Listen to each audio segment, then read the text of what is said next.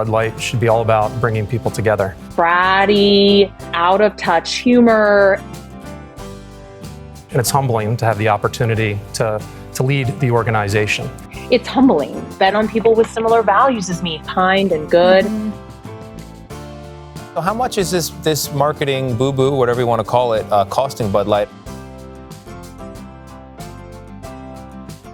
Just when we thought the executives at Bud Light couldn't get any worse. What does evolve and elevate mean? It means inclusivity. It means shifting the tone. They go on to impress us all. The interview with Brendan Whitworth is one of the most deceptive and dishonest in recent times, maybe even modern history. Bud Light is the gift that keeps on giving. It's like they don't know how to fail. Let's find out how this interview is deceptive. This is going to be entertaining. Welcome to the channel where we get to the bottom of what people are saying, what people are actually saying. Let's get the party started. How and why did it go so off the rails? Because that certainly wasn't your intention when you did one can to one person. Yeah, it's been a challenging few weeks, and I think the conversation surrounding Bud Light has moved away from beer, and the conversation has become divisive. When I was a college student, I did surveys for a company, contacting people in other companies to ask them about different things, their habits, interests, opinions, etc. The CEO in the company consistently used the word challenge for problems. Even when employees had computer problems and told him about them, he said, "That's an exciting challenge," even though obviously he thought it was an annoying problem like the rest of us. In the same way, Whitworth downplays the question by saying that it's been a challenging few weeks. With this understatement, he can make it seem like he's calm and collected, emphasized by his deliberately calm demeanor, which many people fall for. Also, what he says is obvious, that he thinks the conversation has become divisive. That's not an analysis, that's a matter of fact, and he created that division. However, he makes the conversation the grammatical subject, even though a conversation obviously can't act. He doesn't say that he caused it. His superficial observation is the first step in his strategy to avoid specific answers. But the worst is yet to come. First, Whitworth has an expected superficial slogan he's kind enough to share with us. And Bud Light really doesn't belong there. Bud Light should be all about bringing people together. And there's been impact on the business, and I think that's publicly covered on Bud Light specifically. With his upspeak, he's asking rather than stating, even though syntactically these aren't interrogative formulations, but declaratives. Thus, the way he conveys this information expresses unassertiveness. Also, it's noteworthy that he was able to complete the first two sentences without upspeak. And Bud Light really doesn't belong there. Bud Light should be all about bringing people together. The upspeak occurs when he mentions the impact. And there's been impact on the business, and I think that's publicly covered on Bud Light specifically. This way, he himself points to the impact as sensitive, as something he wishes to avoid talking about. Next, Whitworth teaches us a lesson in how to avoid answering, or thinking that you're able to get away with not answering. Yeah, so what was your intention? Take us to the beginning. What was your intention? What were you all trying to do here? And you've done this before, these promotional campaigns. Yeah, it was, just to be clear, it was a gift, and it was one can. Just to be clear, is a self-serving modification of King's much more general question about motivations. Self-serving because it refers back to and points to him downplaying his decisions. The word gift points away from King's question about motivations, and one can downplays the significance of the strategy that he and his sidekick obviously had. Because this response is self-serving and has nothing to do with the question, it points to rehearsal, something he wants to say no matter how misplaced it is. But for us, as we look to kind of the future and we look to moving forward, we have to understand the impact that it's had. And like I said, that impact has taken place. But it's the impact on our employees, the impact on our consumers, and as well, the impact on our partners. And I think one thing that I'd love to make extremely clear is that impact is my responsibility. And as the CEO, everything we do here, I'm accountable for. As he doesn't know how to evade the question as revealed by the interjections and restarts, he performs association, speaking as a collective, linguistically sharing this impact with his employees. This is called an institutional we. Furthermore, his evasion is illustrated by his repetitions of the go-to euphemism impact. irrelevant to the question. When he realizes he can't continue to be evasive like this, he finds a new evasion technique, acting like he takes accountability. CEOs do this when they know that they've failed and know that they're unfit for the job. Give the impression that they're holding themselves accountable and that they think about their employees first and foremost. Funny how they're always sorry after the fact. He completely fails to see how unreliable this is. Why? Because he evades the question, because he doesn't actually want to talk about the strategy he had and what he specifically did wrong.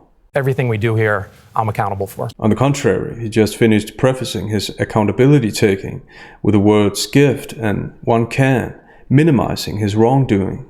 So when he doesn't want to answer or provide details, it's way too easy for him to say that the impact is his responsibility. Also, is anyone surprised? What else should he have done?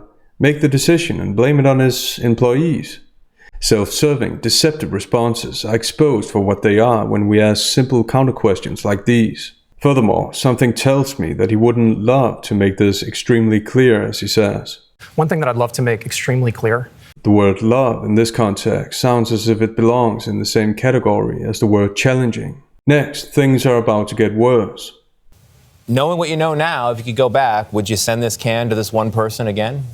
There's a big social conversation taking place right now, and big brands are right in the middle of it. And it's not just our industry or Bud Light. It's happening in retail. It's happening in fast food.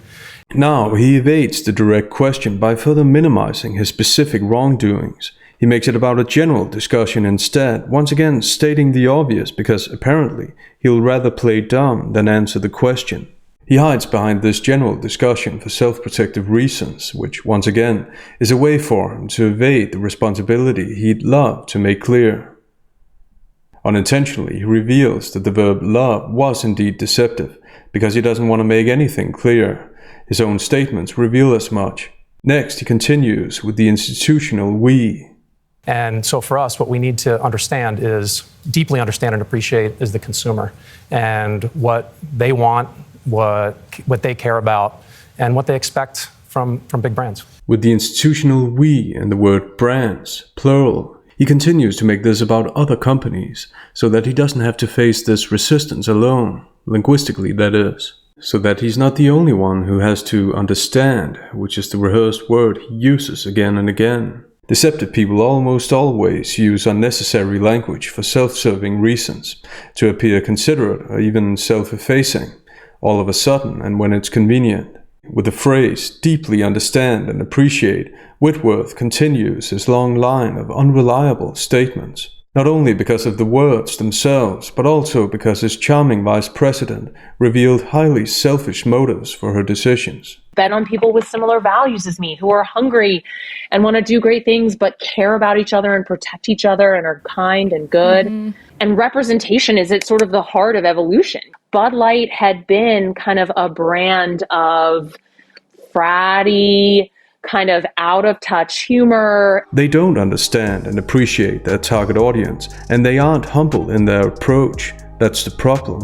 A problem which Whitworth realizes, which is why he even feels the need to state what should be obvious. What we need to understand is, deeply understand and appreciate, is the consumer. And Whitworth's evasion techniques show that he still hasn't learned anything from this experience. He's lucky to sit with a bunch of journalists, official titles anyway, who are on his side. Listening to our consumers, being humble and listening to them, making sure that we do right by our employees, take care and support our partners, and ultimately make an impact in the communities that we serve. I don't know which is better, the question dodging or the complete lack of specific plans. I can't decide. What do you think? You said at one point I heard you say, we're listening, we hear you. What did you hear, and how has it affected your employees? I'm curious about how they're feeling and how they're dealing with all of this. Whitworth has dodged every single slightly challenging question, and then this is the softball question that King feels like is needed. This tells us everything we need to know about this show. This is about creating sympathy for Bud Light. Understandably, Whitworth can't wait to answer this question because it gives him the opportunity to act as the concerned leader. Curious about how they're feeling and how they're dealing with all of this. Our employees, we have... Who's even allowed to advertise without being interrupted. And so it's really a privilege and it's humbling to have It's the humbling. opportunity to lead the organization. When you say listening, I've been out to many of the impacted markets. My team has been out to many of the impacted markets. And over the last month, we've talked to over 100,000 consumers. And their feedback is very clear. What is it? The feedback is to reinforce what Bud Light has always meant to them, which is good times, goodwill, and easy enjoyment. And we have that all packed inside of our summer campaign that we launched last week. We're in the middle of the NFL. I know Nate's not here, but we're in the middle of our NFL campaign that'll be out in a few weeks. It's right there. And I think the fact remains that millions and millions of consumers enjoy Bud Light each and every day. Good times, goodwill, and easy enjoyment. And we have that all packed inside of our summer campaign that we launched last week. Millions and millions of consumers enjoy Bud Light each and every day. So there are limits to his concern for his employees after all, because apparently what he really wants is to persuade the consumers to come back. The consumers that he chose to disregard. But I guess he wants us to disregard that now that his own decisions affect him. Now, suddenly, it's all about the good times and easy enjoyment. I guess he should have shared this wisdom earlier.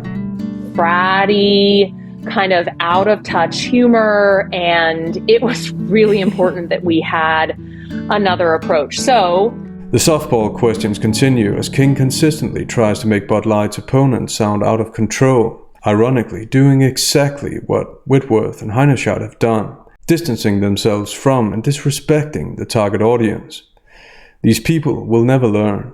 I want to know what this was been like for you when you've had so much vitriol on all sides. Your sales are dropping. People, we have people firing Bud Light cans. I mean, it's just gotten really off the chain, crazy. Yeah. So how are you grappling with that, handling that? Once again, this allows Whitworth to come across as the concerned CEO who now suddenly puts the well-being of his employees above his own. I think it's the impact, honestly, on the employees that weighs most on me. But again, as I mentioned, seeing the pride and the commitment that they have working on behalf of a 165-plus-year-old American institution is what gives us energy as we look to move forward and focus on what we do best. And what is that exactly? In marketing, every person involved, and especially the CEO, should know the most basic rules of branding. The brand heritage is what creates the brand's symbolism and personality, what the brand means to people. If a CEO doesn't have exact knowledge of the heritage, the advertising will fail and the target audience won't be able or willing to relate to the brand, and hence they won't buy the product. In a brand sense, once the damage is done, it's too late to appeal to good times and easy enjoyment, which by the way can sound like a new form of condescension. Because with his actions, he showed that to him it wasn't just about good times and easy enjoyment, but now, after the damage is done, it certainly is. This is about as reliable as the acting in underrated movies. By the way, what's an all-American girl like you doing with a geek like this? See you around. This isn't a comeback strategy as the video title says, because we don't hear any strategy. He's merely saying what he hopes consumers will do going forward. Hope isn't a strategy, which is also basic knowledge in marketing, as I suspect that Whitworth very well knows, but can't say. Whitworth continues to answer as deceptively as a politician. So how much is this marketing boo-boo, whatever you want to call it, costing Bud Light in the end? With the drop in sales, with the financial assistance, with the new ad campaign? I mean, you roll all that together, it sounds like tens of millions, hundreds of millions of dollars? We're focusing on investing behind the brand right now. So we're actually increasing the investment on Bud Light 3 times this year as we move forward. A classic example of the old reframing tactic. One speaker uses a negative and potentially damaging word like costing, and the other speaker changes it to a positive word like investing in order to save face. Again, he's using the institutional we to have someone to share his unspecific and vague plans for the future with. But apparently his deceptive answer is good enough, because next we get another pathos-filled question appealing to emotion and pity. And no, this isn't a joke. It's really happening. I know So you say you're additionally to moving investing forward, or- and I think that's the right attitude. I get it. But what was the most difficult part for you navigating? You've been CEO for the past 2 years. 2 years. Yeah, what has this been like for you? It's been, what's weighed on me the most has been, as I mentioned, Your employees. the employees. A little more gray in the beard. But you A are. little more, yes, but I think it's out been coming for a couple of years already, even before this. I don't know about you, but I'm starting to get emotional here. Next, he continues tapping into another emotional value, patriotism, as if what he's doing is an act of patriotism. It doesn't get any more calculating than this. And it's really, to me, 1 degree of separation away from the United States, the American flag. And so even though I'm not serving the country anymore, I still feel like I have an opportunity to support the country. And that's exactly what Anheuser-Busch gives us the opportunity to do. And you're feeling you'll get through this. Absolutely. The journalists do their best to live up to the job description, apparently, siding with Whitworth. People still like beer. They like it a lot. Yeah. People love beer, and I think we're on the Love Bud doorsteps Light. of. People love Bud Light.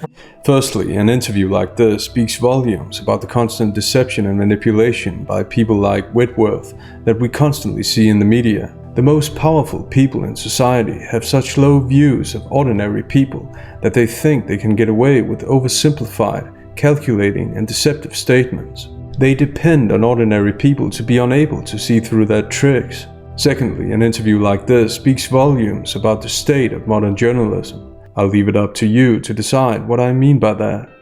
Don't forget to click the like button and subscribe for more videos. This helps the channel very much. See you next time.